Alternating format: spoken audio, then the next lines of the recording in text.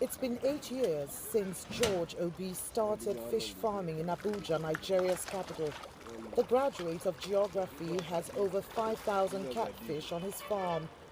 Before the outbreak of COVID-19, George made high turnover as more hotels, restaurants, and eateries joined his list of customers. But with the rising cost of feed, many farmers like George have been forced to cut down on production. The yield has gone low now. Before COVID, that is before 2020, it used to be encouraging.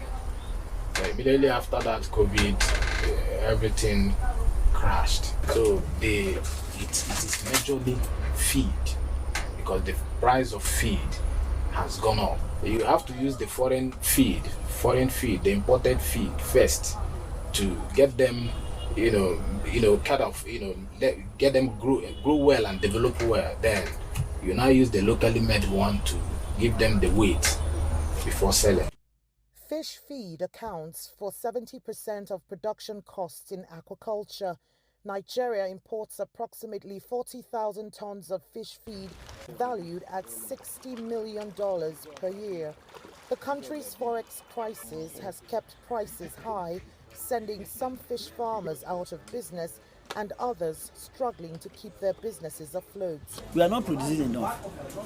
If we are producing enough, then the cost of fish would have drastically dropped.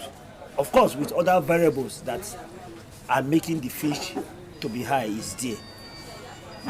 Cost of feeds, cost of drugs, cost of transportation, cost of loan.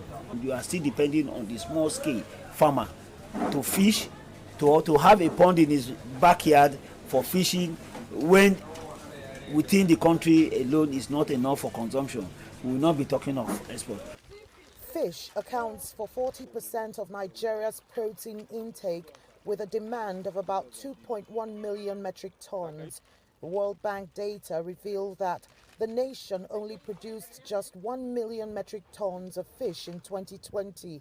That leaves a gap of more than 1 million metric tons as both fish farming and imports decline in the country.